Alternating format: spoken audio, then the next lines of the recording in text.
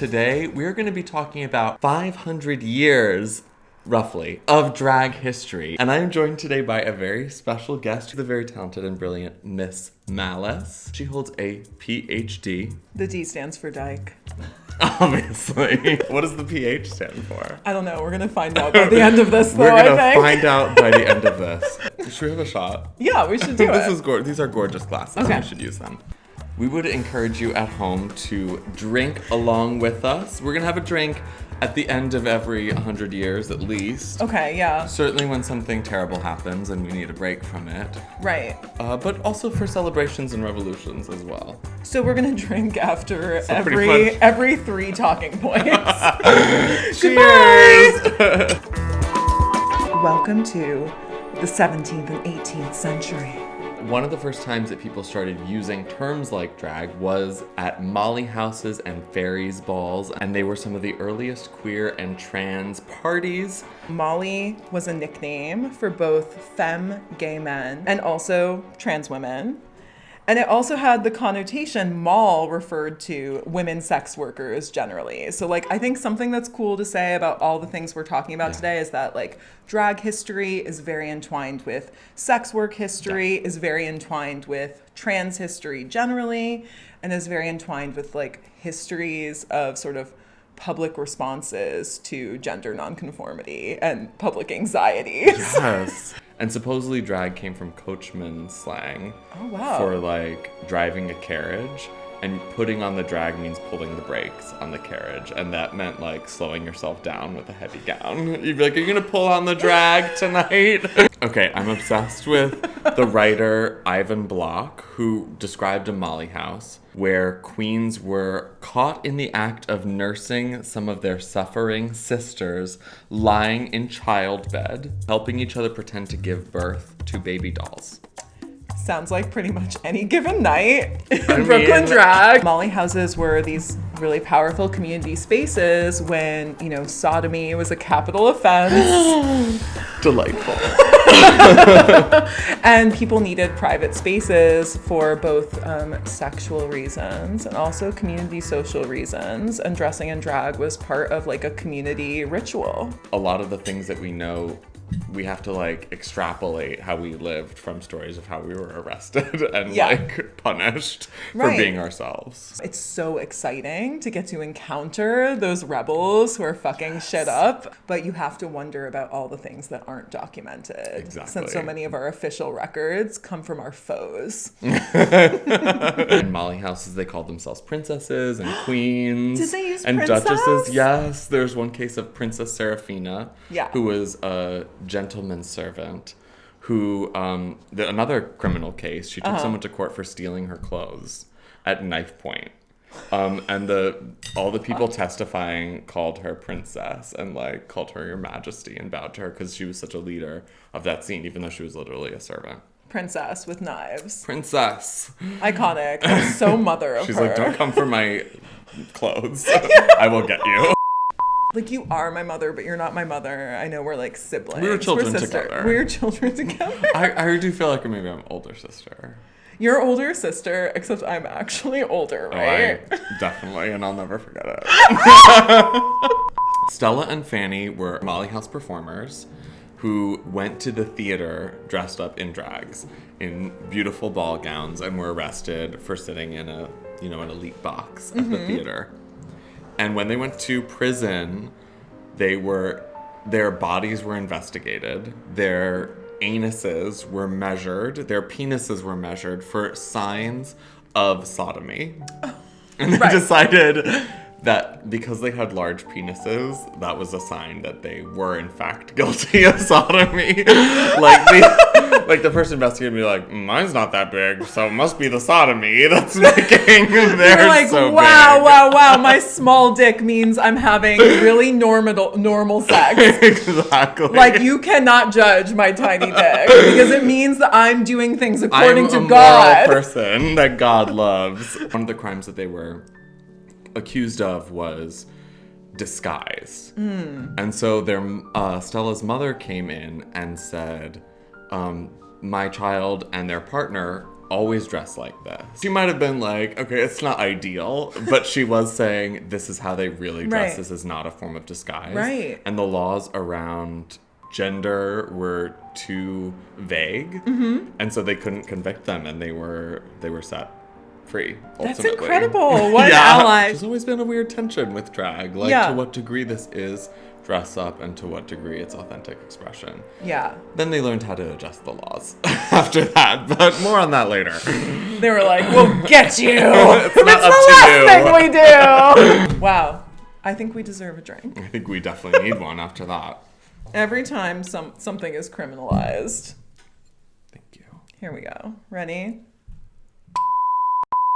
Now we are in the 19th and 20th centuries, and we're talking about the way that drag and gender play started moving to the theater and became popular entertainment, part of pop culture. Charlotte Chark, who was really famous for breeches roles in 18th century Britain, she appeared sort of exclusively in male dress for extended periods of time.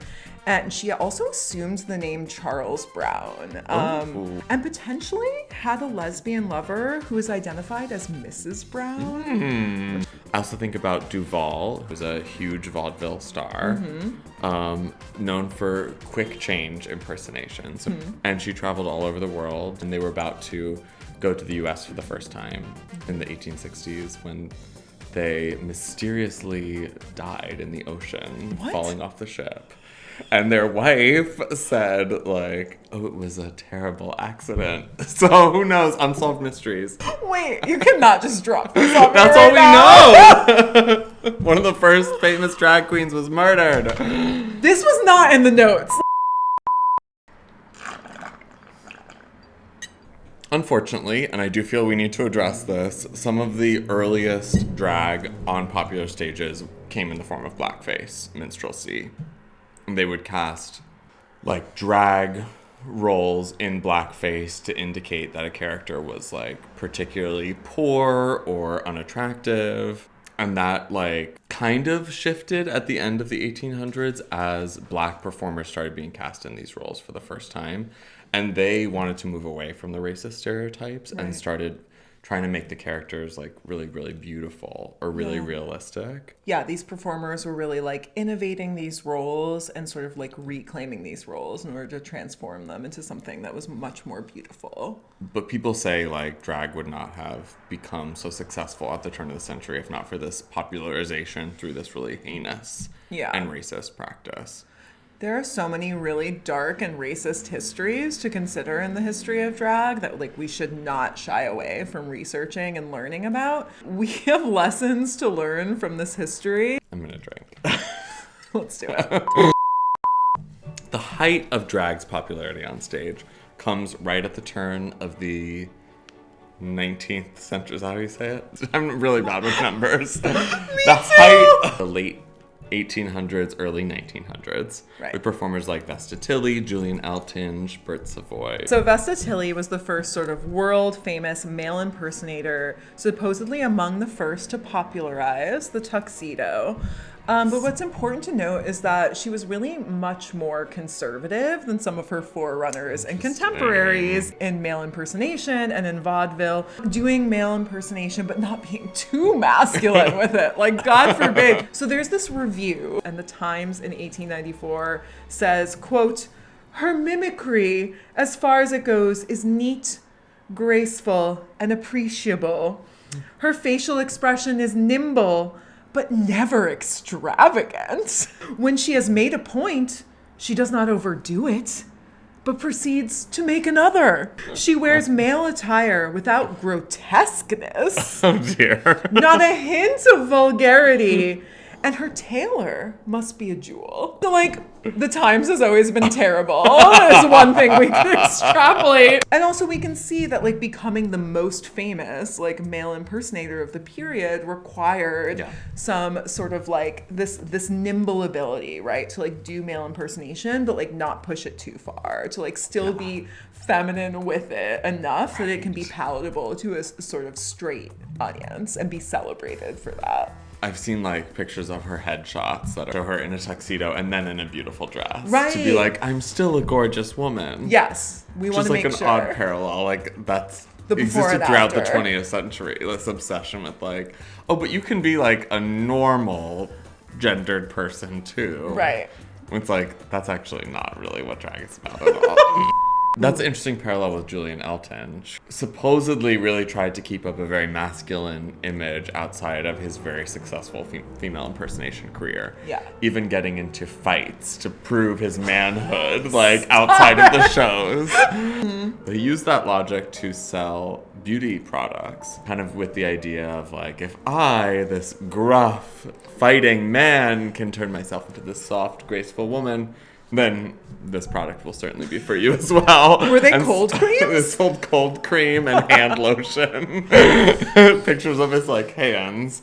Looking dainty. But it seems kind of like capitalism disguised as revolution through drag. Julian Elton would have killed on Instagram. Julian Elton is like the first beauty influencer of the 20th century. I see it. And then we have, of course, Bert Savoy. My favorite of the vaudeville era. Who is very much in contrast to Elton. I understand that they were kind of rivals in a way, and they have a sort of very different approach. So like Elton is very sort of beautiful, like realism. Bert Savoy, by contrast, was like a cocktail swinging diva who like sang drunkenly with the piano, joked about sex.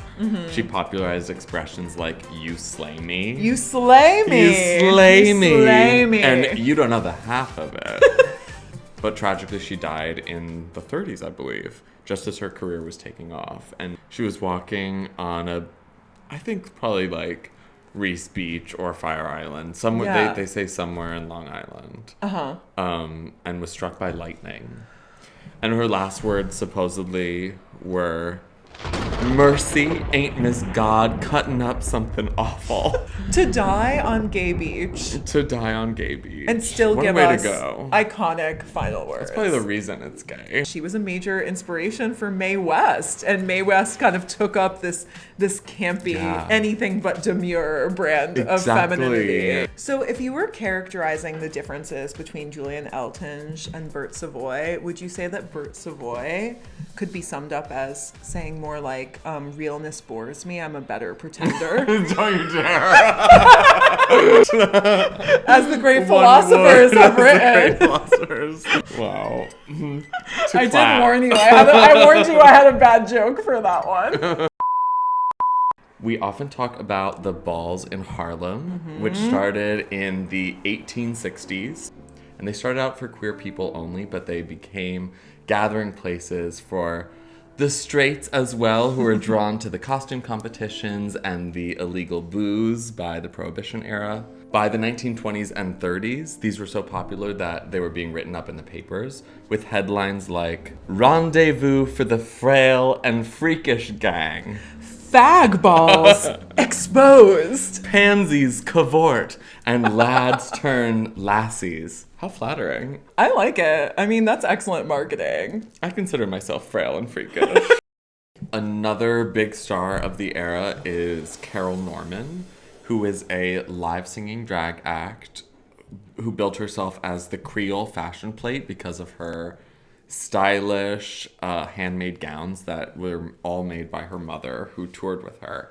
And she became so successful, she played the Palace Theater in New York in 1930, and then continued working through many decades after. But because of changing times, she never again experienced the popularity that she had in the 30s, which kind of mirrored performers like Gladys Bentley and Barbette, who were huge superstars in the 30s, but then because of increasing conservatism in the 40s and 50s, like kind of had to retire in some ways from doing drag after being stars. And there are so many figures from that era who were world famous for their drag. So we are now in the 20s and 30s. One of the pioneers of this era is Magnus Hirschfeld. And Hirschfeld was a drag queen himself who called himself Tante magnesia or anti-magnesia. No way. Yes. I would live to go to one of the drag balls Right. at the Institute Me for too. Sexual Research. They barely had any makeup at the time. It didn't exist yet, but they were still putting on the powder, a little lip gloss, some black eyeliner. Hirschfeld said that one of his main influences in this research was meeting indigenous queer people. Unfortunately, the context of meeting those people was imprisoned at these like colonial expositions. This context of imperialism exposed him to this like deep history of indigenous tolerance for queer people that existed all around the world. And he began asking questions about like, when did people start hating queer people? Right. Since this was something that was even venerated in some cultures. But he was asking good questions. Yeah. Like he was seeking out these conversations and seeking out this information in order to really challenge like this westernized framework. Yes. The Institute was obviously too threatening and comes to a very violent and extreme demise. It was looted, and all of the contents of the library and research were burned by the Nazis in So we literally lost all this research. everything. They also like burned like a bust of him, I think. Oh my Like they were God. just like really like let's burn this shit to the ground. And Hirschfeld died, I think 2 years later. 2 years later in exile. Yeah. He was Jewish as well. I think the figure of the invert is really threatening for those reasons, like to theorize homosexuality as like inherently tied to some form of gender inversion. It seems to me that that would inspire greater fear around playing with gender and gender nonconformity or any type of sort of gender expression that's outside the norm. Makes sense. For the next couple decades, we see professional drag artists who are gay or even trans say, this is just my job. This is not connected to who I am outside of work. But that isn't exactly the truth. And those narratives start getting rewritten later on to encompass the truth of queer expression and the fact that drag does kind of rise from personal feelings of gender fluidity often. What? It does? Get out of here. Like, disgusting. So we see in the course of 2 decades, drag go from being such a kind of like underground, cult, popular form of entertainment to being criminalized, shameful, and many of these spaces, balls, dinner clubs, etc., being completely shut down. Major conservative backlash. Major conservative backlash. Here we are 100 years later. Yeah. Wow. Experiencing some of the same. Gosh, it all sounds a little too fucking familiar, doesn't it? Oh, it sucks. It's depressing. Let's do a little, Before we have to face this. And at military bases, drag was such a popular form of entertainment that even my grandma Jo, saw many girly shows. And there were touring troops that were being marketed as like the height of wartime family entertainment.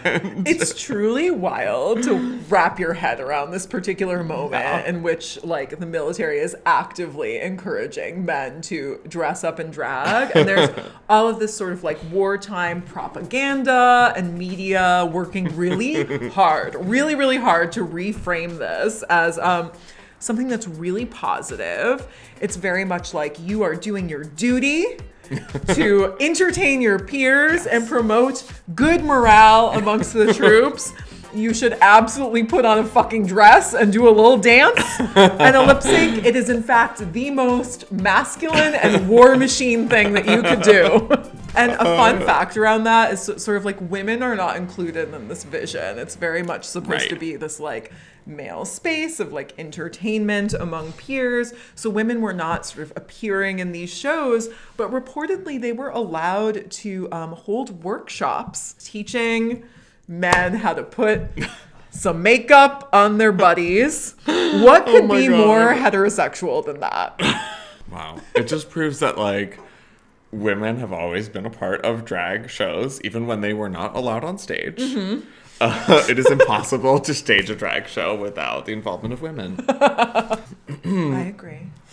By the time the troops returned home in the 40s, they created all these new laws to make drag more illegal, to make people more ashamed. One example are the masquerade laws that caused people to be arrested on the streets for dressing in drag. And that was an old law that had nothing to do with drag. It was about, intriguingly, preventing non-Indigenous farmers from dressing up as being like Indigenous Americans to evade taxes. A law against masquerade. And they reinterpreted this law in the 1930s to be about gender, so that they could arrest people for masquerade. And another one, of course, is the Hays Code. That restricted sex and homosexuality and any kind of transvestism in film. The Hays Code is really fascinating too for how like queer filmmakers worked around the Hays Code, you know? I think like a good lesson is like anytime these restrictions are in place, queer ingenuity always rises to the occasion. Yes, I love that. And indeed, like during that time, there still is drag. Like it keeps thriving. Sometimes it was aided by a little mafia protection, and a lot of mafia-run dinner clubs pop up in San Francisco, in New York City, kind of gay havens. Yeah. So that was like Finocchio's, right? Finocchio's, 82 Club. Jewel Box Review. I love this little legend has it that you could deliver a note to one of the girls at Finocchio's via the waiter. You just had to know how much to tip. You had to tip the right amount or the note didn't reach the girl, you know? You hear that? And then, of course, we have Mona's 440. Yes, the Drag King Club. Yes, Mona's 440, and later, I think in a separate location, became rebranded as Mona's Candlelight, which is a popular lesbian club in the 1940s in San Francisco that featured sort of lesbian singers like Beverly Shaw, male impersonators like Jimmy Reynard. Their slogan was "Where girls can be boys," which was like if a bit binary. Yeah, you know, you can be it what all. Can we do? You can be it all. Where girls will be boys. Right. Oh, did I not say that? Not just can. Oh, they will be. You can count on it. You can count on it. Gladys Bentley frequently performs there, which is really incredible. It was advertised as a sort of bohemian dinner spot, which was code for there's some really gay shit going on here.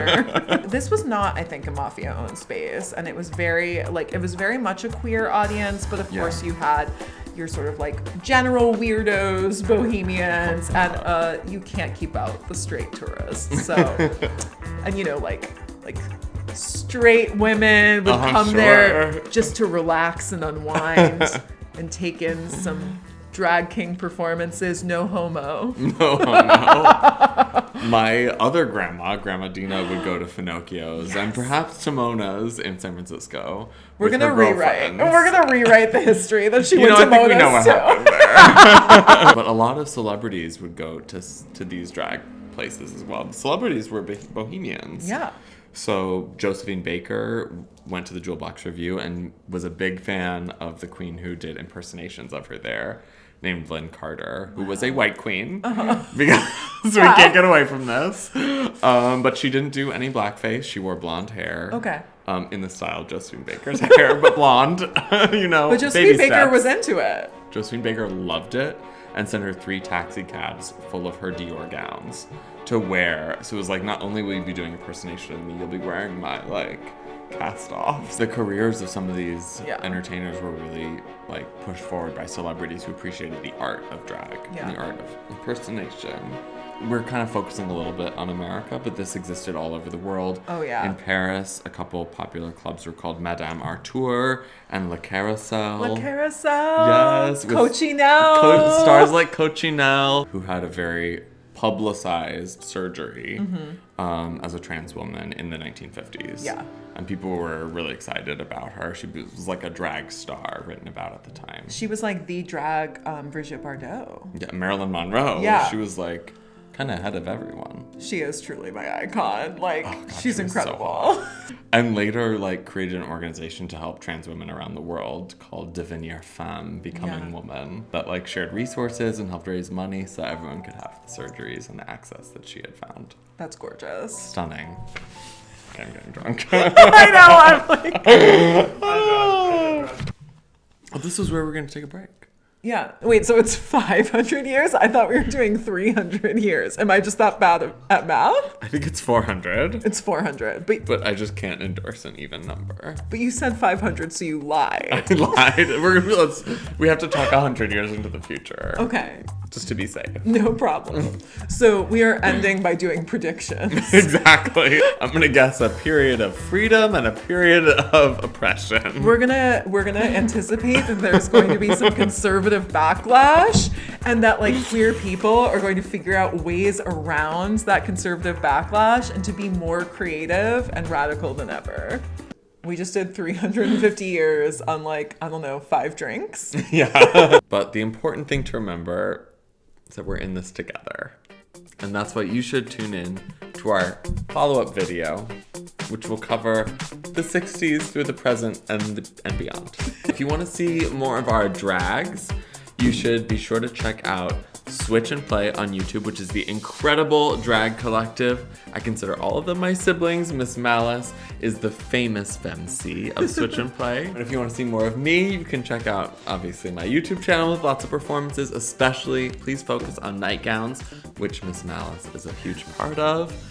And Nightgowns has been around since 2015. Wow. Which is, a while now as well. We had fun. We did have fun. I had bad wigs too. I still do. No, they looked good. Embrace them. They looked good. Who needs good when you can have yours? Who needs good when you can have camp? Exactly. That's in the Bible, I think. Yeah. My Bible.